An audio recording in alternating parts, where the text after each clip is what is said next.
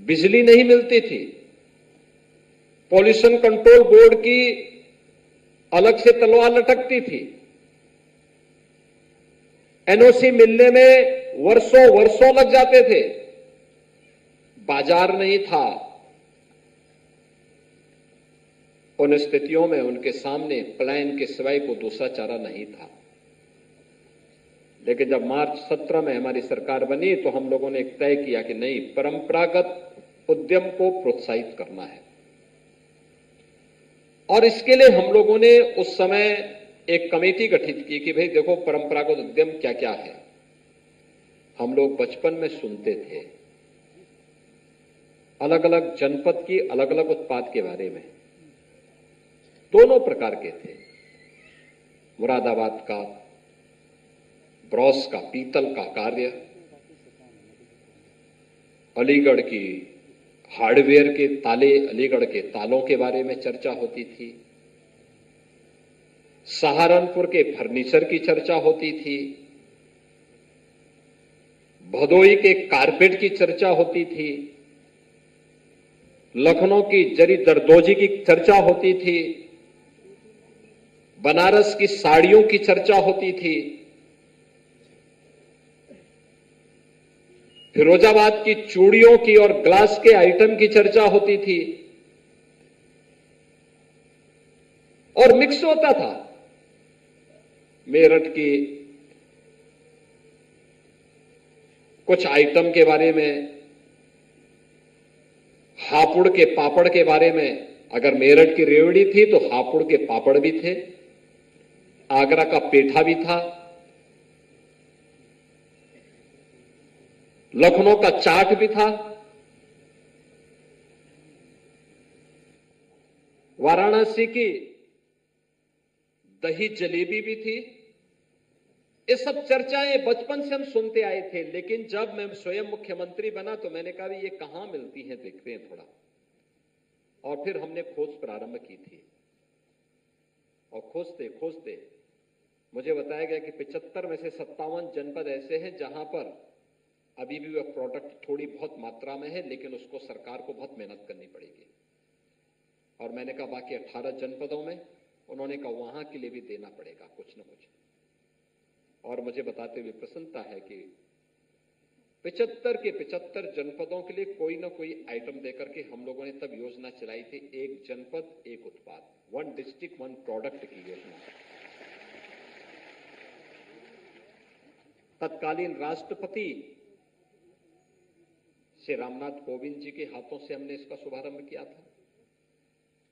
उत्तर प्रदेश दिवस के दिन प्रारंभ किया था, और प्रधानमंत्री मोदी जी ने इसकी सराहना करते हुए अपने बहुत अच्छे कमेंट और मार्गदर्शन इसके लिए हमें दिया था।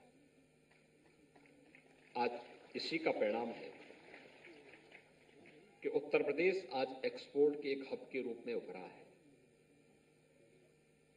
कोरोना जैसी महामारी के दौरान लाखों नौजवानों के लिए, कारीगरों के लिए, श्रमिकों के लिए अपने ही गांव, अपने जनपद में नए रोजगार का सृजन इस योजना के माध्यम से करने में हमें सफलता प्राप्त हुई।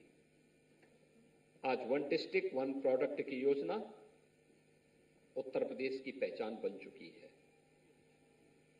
विश्वकर्मा श्रम सम्मान की योजना हम लोगों ने 2019 में प्रारंभ की, और विश्वकर्मा श्रम सम्मान में राष्ट्रपिता महात्मा गांधी ने जिस भारत के बारे में कहा था, ग्राम स्वराज की परिकल्पना को साकार करना है,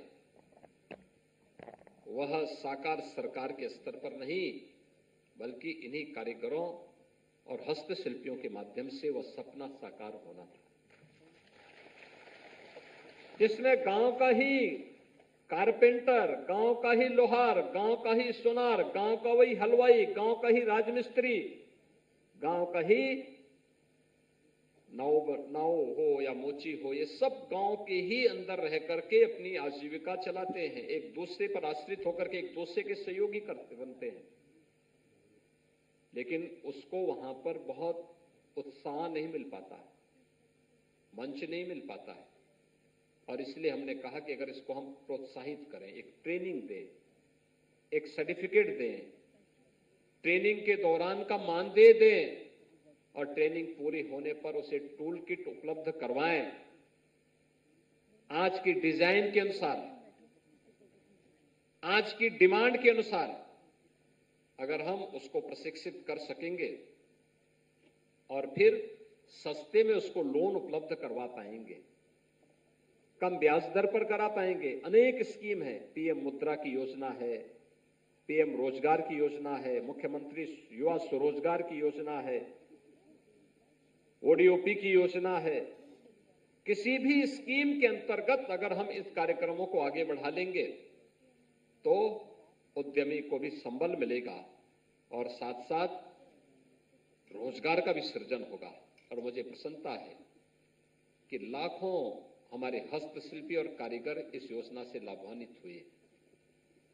आज उसके माध्यम से लाभान्वित होकर के एक नया जीवन जी रहे हैं और न केवल अपने परिवार की खुशहाली के लिए बल्कि समाज की खुशहाली के लिए भी काम कर रहे हैं। युवाओं को रोजगार भी दे रहे हैं। बहनों और भाइयों, कहने की आवश्यकता नहीं है कि यूपी का जो युवा पहले रोजगार के लिए बाहर भागता था, आज उसको अपने जनपद में इन दो योजनाओं के माध्यम से रोजगार या स्वरोजगार मिलने में काफी मदद मिलेगी। और इन्हीं को लोन उपलब्ध करवाने के लिए सरकार की योजनाएं भी हैं और साथ साथ हमारे बैंकर्स भी आगे आए। बैंकों ने भी बड़ी भूमिका का निर्वहन किया।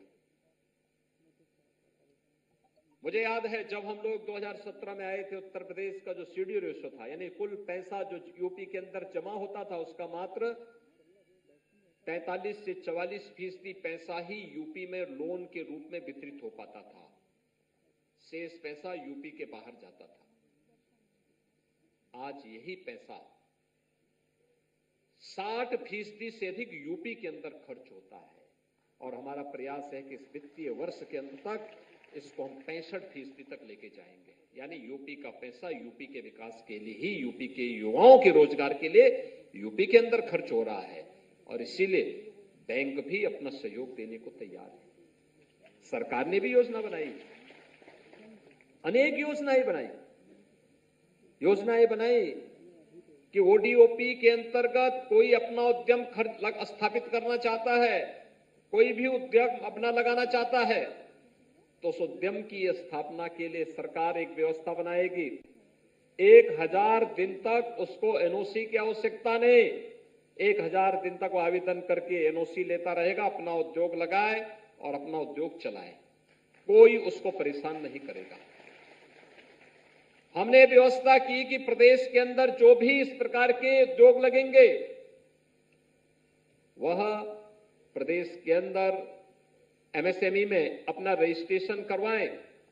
रजिस्ट्रेशन करवाने के बाद क्या क्या कार्यकर्ता पूरा विस्तार से दें। रजिस्ट्रेशन होने के साथ उसको हम 5 लाख रुपए की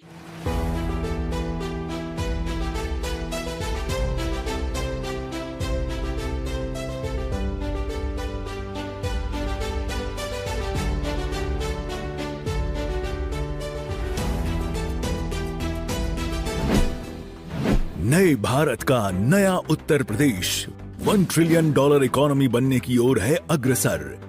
स्थानीय उत्पादों को यूपी इंटरनेशनल ट्रेड शो ने दिया है international market.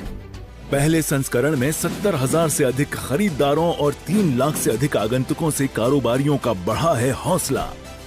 UP international trade show के द्वितीय संस्करण का आयोजन 25 से 29 सितंबर 2024 तक ग्रेटर नोएडा में किया जा रहा है। आइए इस वैश्विक व्यापारिक महाकुंभ का हिस्सा बनकर अपने व्यवसाय को दें नई दिशा। UP international trade show, sourcing का अद्वितीय मंच।